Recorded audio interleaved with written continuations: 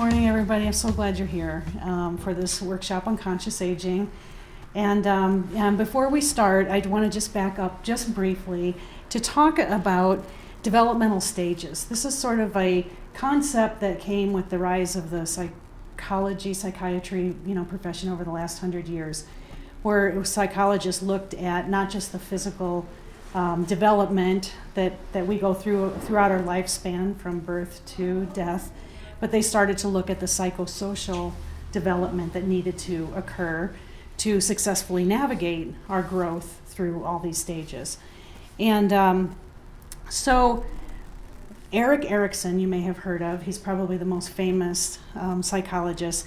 He identified the different lifespans, really focusing on childhood from sort of birth to about the age of 18 or 20.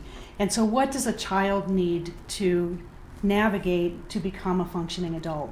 And then, this was like 1950, and as you recall then, the rise of like Dr. Spock and, that tried to take this information and then bring it to parents and school systems, and how many things changed really since that time that facilitate child development.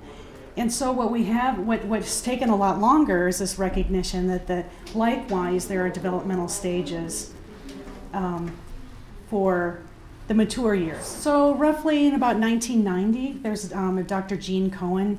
He was the first president of the National Institute on Aging, and he took Erikson's ideas, but he fleshed out the later years. And what he looked at, he also combined the research on brain development and the plasticity of the brain. And there's so many negative myths about aging that we all may be aware of. We're going to look at some of those. We're familiar with the short-term memory and the changes. There are brain changes that are going on. However, there's brain growth. And that's what's really new information, is the neocortex, actually, if you use your brain, continues to grow dendrites, and those are the make the connections in our brain. So he saw this as the aging years as a time where we can have continuing creativity and intellectual vitality. And then combined with some other psychologists, especially Carl Jung, who looked at the later years as a time of going inside. There's a starting to explore our internal landscape.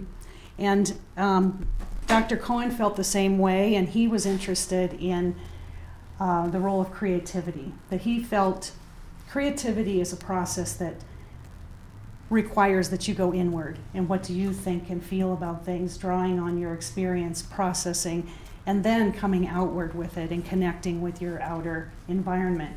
So he tested this. They did a number of tests looking at the role of creativity in the older adult, and the result is better outcomes on every level. Health, less doctor visits, more independent living, even up until the time of death, you can live a very vital life. So with that, I turned 60, and I started looking at what is this going to mean for me? We were just talking earlier about, how my parents lived their later years is not, I don't have the big family, and I don't live in the same neighborhood I grew up in, and like they did, and my life looks very different. And so I started looking, and I found the Institute on Noetic Science. It's an organization that they've been around for 40 years. They're specialized in studying transformation in consciousness. And I was very interested in this. They are multidisciplinary. They combine research in the medical field and science, along with social research, and they combine, and spirituality. And they combine all those and try to find, what is this transformation to consciousness? Everyone agrees, no one is able to identify or give a definition or explanation for what is consciousness. A lot of people are thinking it's a lot simpler, really, than it's not like we don't have to go find it. We simply are consciousness. We just don't know how to quite describe it.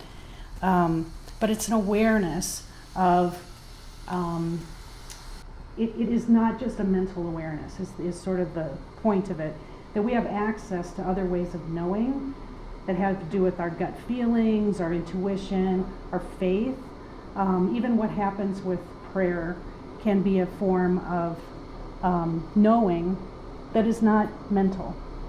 And so it's this exploration, that's the exploration into the interior landscape that this organization is known for. So they created this program on conscious aging, and they tested it over 4 years in many different settings to really come up with what they felt were the vital pieces that would help someone transform, make this change that we all feel from being these productive years of our life, say 20 to 60, into these mature years of our life, and find value in these years. So with that, I'm with the Center on Conscious Aging, and we do these workshops, and hopefully the goal of the workshop is to facilitate a change in self-limiting beliefs and self-limiting concepts, and make that change into attitude of expansiveness and hope and possibilities. And then also the program is designed to facilitate a shift from a fear base, because this is such an unknown. It's a very different process that we're all going in. So shifting from a fear base to a love base, or living in the moment, maybe that's a better way to say that. And so it's like looking at what do I need to process in my past that I can then resolve and let go of, so that I can move forward. And then also the Center on Conscious Aging also conducts workshops on the developmental stages of aging, and that's generally for caregivers, therapists and social workers. It's for anyone really, but it's the professionals to understand these academic stages and then look for the techniques that they can use to help people navigate those changes. And then we also do ongoing process groups. If anyone, once you take the workshop, some people have a need for, more, they want to explore it further in a group setting.